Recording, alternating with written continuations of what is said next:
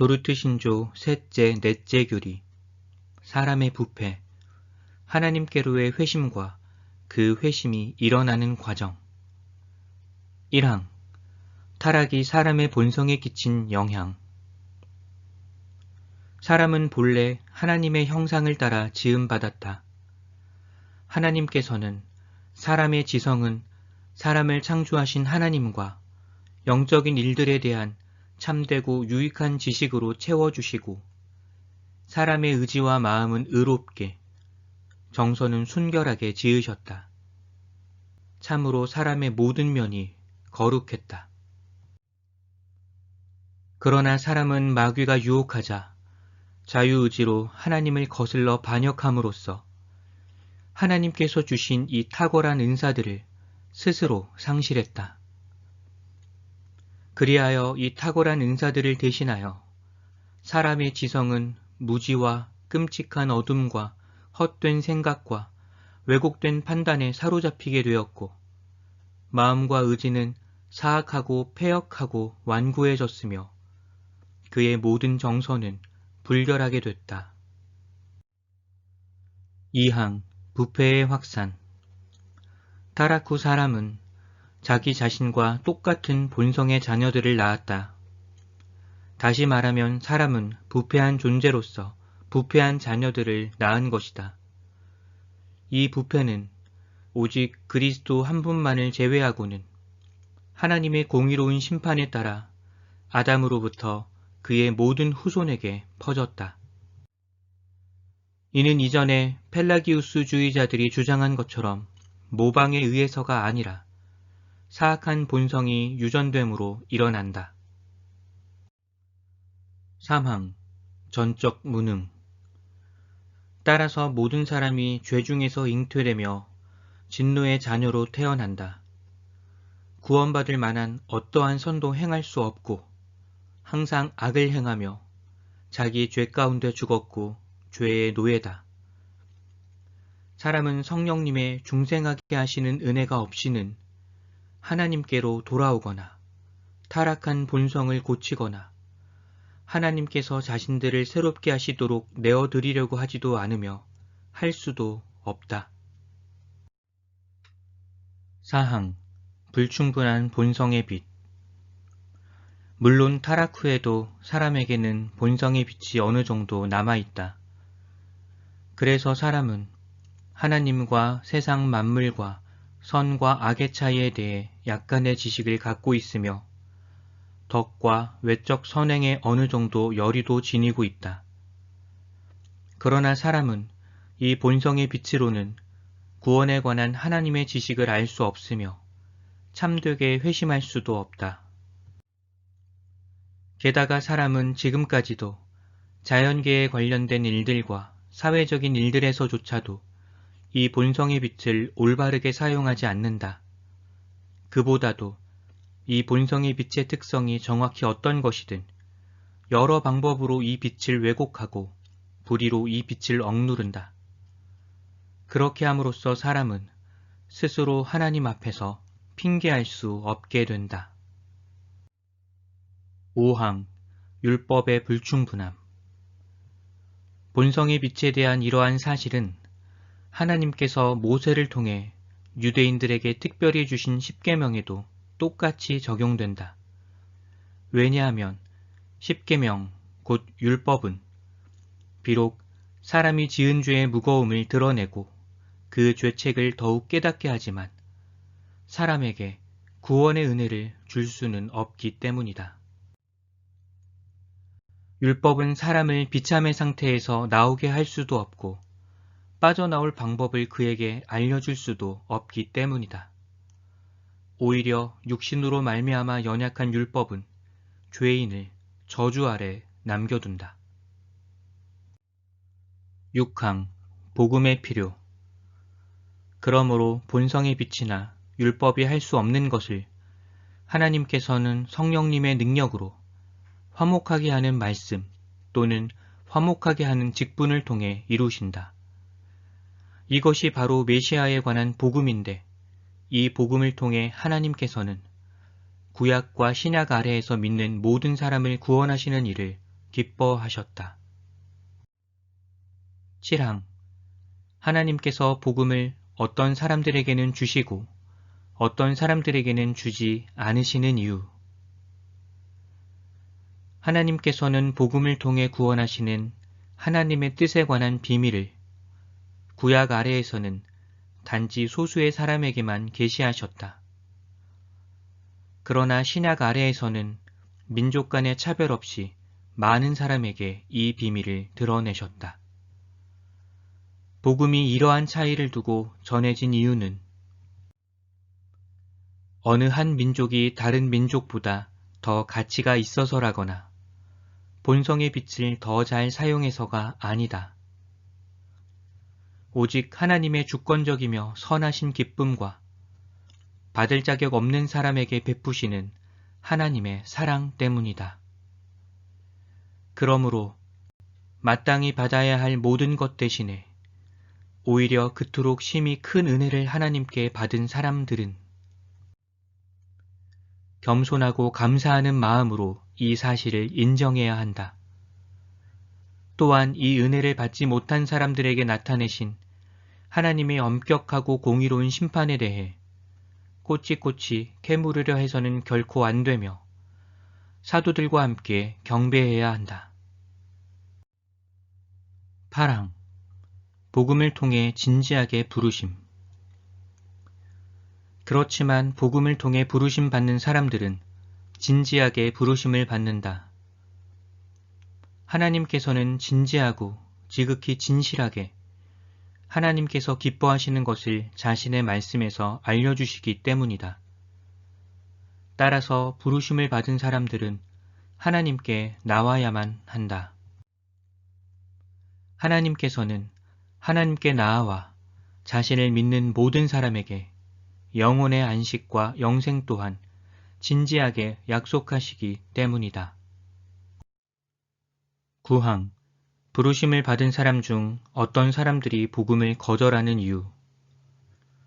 복음 사역을 통해 부르심을 받은 사람 중 어떤 사람들이 하나님께 나아와 회심하지 않는 것은 복음 탓도, 복음이 제시하는 그리스도의 탓도, 복음을 통해 사람들을 부르시고 그들에게 다양한 은사를 주시는 하나님의 탓도 아니다. 책임은 그들에게 있다. 어떤 사람들은 자신을 지나치게 믿고 생명의 말씀을 거부한다. 어떤 사람들은 생명의 말씀을 받되 마음에 새기지 않을 까닭에 일시적인 믿음에서 나오는 기쁨이 이내 사라지고 다시 원래의 상태로 돌아간다. 어떤 사람들은 세상이 주는 즐거움과 근심의 가시로 생명의 씨앗을 자라지 못하게 막아 아무 열매도 맺지 못하게 한다. 우리 구주께서는 씨 뿌리는 사람의 비유로 이 내용을 가르치신다. 10항. 부르심을 받은 사람 중 어떤 사람들이 하나님께 나아와 회심하는 이유. 복음 사역을 통해 부르심을 받은 사람 중 어떤 사람들은 하나님께 나아와 회심한다. 그러나 이를 사람의 공으로 돌려서는 안 된다. 교묘한 펠라기우스주의자들이 주장하는 것처럼 자신들이 하나님께 나아와 회심하는 것을 자유롭게 선택했기 때문에 믿고 회심할 수 있는 똑같은 또는 충분한 은혜를 받은 다른 사람들과 자신들은 다르다고 할 수 없다. 어떤 사람들이 하나님께 나아와 회심하는 일은 전적으로 하나님으로 말미암는다. 하나님께서는 하나님의 백성을 영원전에 그리스도 안에서 선택하셔서 이 세상에서 사는 동안 그들을 효과적으로 부르시고 믿고 회개하게 하시며 흑암의 권세에서 건져내사 그의 사랑의 아들의 나라로 옮기신다. 이는 성경에서 사도들이 자주 증언하는 것처럼 그들로 하여금 그들을 어두운 데서 불러내어 그의 기이한 빛에 들어가게 하시니의 아름다운 덕을 선포하게 하고 그들 자신을 자랑하지 않고 오직 주님만을 자랑하게 하시기 위해서다. 11항. 하나님께서 회심을 일으키시는 방법. 더더군다나 하나님께서 택하신 자들 안에서 이 선하신 기쁨을 따라 행하실 때, 곧 그들 안에서 참된 회심이 일어나게 하실 때, 하나님께서는 복음이 그들에게 선포되도록 돌보시고 성령님의 권능으로 그들의 지성을 밝게 하셔서 그들이 하나님의 성령께서 하시는 일들을 바르게 이해하고 분별하게 하신다. 이뿐만 아니라 하나님께서는 중생하게 하시는 동일한 성령님의 효과적인 일하심으로 사람의 가장 깊은 속까지 파고 들어가셔서 다친 마음을 여시고 굳은 마음을 부드럽게 하시며 할례받지 못한 마음에 할례를 행하신다. 또 그들의 의지에 새로운 자질들을 주셔서 죽은 의지를 살리시고 악한 의지를 선한 의지로, 꺼리는 의지를 소원하는 의지로, 완악한 의지를 순한 의지로 바꾸신다. 하나님께서는 의지를 움직이시고 강하게 하셔서 좋은 나무가 그러하듯 선행의 열매를 맺을 수 있게 하신다.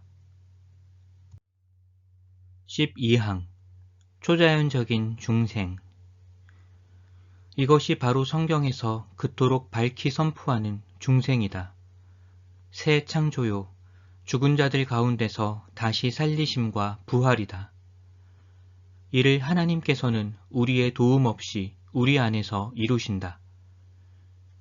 중생은 결코 외적인 가르침이나 도덕적 설득만으로 일어나지 않는다. 또한 하나님께서 하셔야 할 일을 다 하신 후에 사람이 중생할지 아닐지, 회심할지 아닐지가 사람의 능력에 달려있는 방식으로 일어나는 것도 아니다. 도리어 중생은 전적으로 초자연적인 일이다. 동시에 가장 강력하고 지극히 기쁘고 심히 놀랍고 더없이 신비하며 이루 말로 다할 수 없는 일이다. 이런 일을 행하시는 성령님에 의해 영감된 성경에 따르면 중생의 능력은 적어도 창조나 죽은 자를 다시 살리는 부활에 못지않다. 고로 하나님께서 그 마음에 이토록 놀랍게 일하시는 모든 사람은 분명히, 적확히, 효과적으로 중생하고 실제로 믿는다. 이제 그렇게 새로워진 의지는 하나님으로 말미암아 움직이고 동기를 부여받을 뿐만 아니라 하나님께서 작용을 끼치셨기 때문에 그 자체가 활동적이다. 이런 이유로 사람이 그가 받은 은혜로 말미암아 믿고 회개한다는 말 또한 옳다. 13항 완전히 이해할 수 없는 중생. 신자들은 하나님께서 이 일을 어떻게 일어나게 하시는지를 이 세상에서는 완전히 이해할 수 없다. 그런데도 신자들은 하나님께서 주신 이 은혜 때문에 그들이 그들의 구주를 마음으로 믿고 사랑한다는 것을 알고 경험하기에 만족해한다. 14항 하나님께서 믿음을 주시는 방법. 그러므로 믿음은 하나님의 선물이다. 하나님께서 주시는 믿음을 단지 사람이 받을지 말지 결정할 수 있게 하시기 때문이 아니라 하나님께서 믿음을 사람에게 실제로 주시고 불어넣으시고 주입하시기 때문이다. 다시 말하면 하나님께서 사람에게 단지 믿을 가능성만을 주신 뒤 사람이 스스로 믿기로 동의하거나 어떤 믿는 행동을 하는 것을 기다리신다는 의미에서의 선물이 아니다. 오히려 원할 뿐만 아니라 행동하게 하시며 참으로 모든 사람 안에서 모든 일을 하시는 하나님께서 사람에게 믿으려는 의지와 믿음 그 자체를 주신다는 의미에서의 선물인 것이다. 15항 받을 자격이 없는 사람들에게 베푸신 하나님의 은혜에 대한 합당한 태도. 하나님께는 어느 누구에게도 이 은혜를 베푸실 의무가 없다. 주께 먼저 드려서 갚으심을 받을 것이 없는 사람에게 하나님께서 왜 은혜를 베푸셔야 하는가? 정말로 죄와 거짓 외에는 하나님께 드릴 것이 아무것도 없는 사람에게 하나님께서 왜 은혜를 베푸셔야 하는가? 그러므로 이 은혜를 받는 사람은 오직 하나님께만 감사드려야 하며 영원히 감사드린다. 그렇지만 이 은혜를 받지 못한 사람은 이런 영적인 일들에 관심이 전혀 없으며 그가 가지고 있는 것에 만족해하고 실제로는 자신에게 없는 것을 가지고 있다고 생각하며 어리석게도 지나치게 자신을 믿고 헛되이 자랑한다. 더 나아가서 자신들의 신앙을 밖으로 고백하고 그들의 삶을 갱생해 나가는 사람들에 대해 우리는 사도들의 본을 따라 가장 호의적으로 판단하고 말해야 한다. 우리는 마음속 가장 깊은 곳에 무엇이 있으며 그곳에서 무슨 일이 일어나는지 알지 못하기 때문이다. 그리고 우리는 아직 부르심을 받지 못한 사람들을 위해 없는 것을 있게 부르시는 하나님께 기도해야 한다. 그러나 우리가 그들과는 질적으로 다른 것처럼 그들보다 우리를 더 낮게 여기며 거만하게 굴어서는 안 된다. 16항 사람의 의지를 올바로 되살아나게 하는 중생. 그런데 타락했다고 해서 지성과 의지가 사람에게서 상실된 것은 아니며 죄가 온 인류에게 퍼졌다고 해서 사람의 본성이 파괴된 것은 아니다. 다만 죄는 사람을 부패시키고 영적으로 죽였다. 마찬가지로 중생하게 하는 하나님의 은혜도 사람을 아무런 생명력이 없는 돌이나 나무처럼 대하지 않고 사람의 의지와 의지의 속성들을 파괴하거나 꺼리는 의지를 힘으로 강압하지 않는다. 오히려 중생하게 하는 하나님의 은혜는 사람의 의지를 영적으로 소생하게 하고 치료하며 교정하고 기쁨으로 복종하게 하며 동시에 힘을 다해 복종하게 한다. 그 결과 이전에 육신의 반역과 저항이 완전히 지배하던 곳을 이제는 성령님으로 말미암아 마음에서 우러나온 진심 어린 순종이 우세하기 시작한다. 바로 여기에 우리 의지의 참되고 영적인 회복과 자유가 있다. 그러므로 모든 선을 만드신 경이로운 하나님께서 우리를 이렇게 다루시지 않는다면 죄가 그 안에 없을 때도 자유의지로 자신을 파멸 가운데 거꾸러뜨린 사람에게는 자신의 자유의지로는 타락에서 일어설 아무런 소망도 없다. 17항 하나님께서 은혜의 수단을 사용하심. 우리를 태어나게 하시고 우리 생명을 유지하시는 하나님의 전능하신 일하심은 수단을 배제하지 않고 오히려 수단을 반드시 사용한다. 하나님께서는 자신의 무한한 지혜와 선하심을 따라 그 수단들을 사용하셔서 자신의 권능을 행하기를 원하신다. 이처럼 앞에서 말한 우리를 중생하게 하시는 하나님의 초자연적인 일하심은 복음의 사용을 배제하거나 무효로 하지 않는다. 하나님께서 자신의 크신 지혜로 복음을 중생의 시와 우리 영혼의 양식으로 정하셨기 때문이다. 이런 이유로 사도들과 사도들을 이어 가르치는 교사들은 하나님께서 베푸시는 이 은혜에 관해 사람들이 하나님께 영광을 돌리고 그들의 모든 교만을 낮추도록 경건하게 가르쳤다. 그러나 그러면서도 사도들과 교사들은 복음의 거룩한 권고를 따라 말씀과 성례와 권징의 시행 아래서 사람들을 지키는 일에 게으르지 않았다. 그러므로 오늘날에도 교회에서 가르치는 사람이나 가르침을 받는 사람 모두 하나님께서 자신의 선하신 기쁨 안에서 함께 밀접하게 결합하기 원하신 것을 나눔으로써 감히 주제넘게 하나님을 시험해서는 안 된다. 은혜는 권고를 통해 주어지며 우리가 우리의 의무를 더욱 기쁘고 즐겁게 행할수록 우리 안에서 일하시는 하나님의 은혜의 혜택이 더욱 빛나고 하나님의 일하심도 더욱더 진전되기 때문이다. 우리에게 은혜의 수단을 주시고 그 수단을 통해 구원하는 열매와 효과도 주시는 하나님 홀로 영원히 모든 영광을 받으시옵소서. 아멘.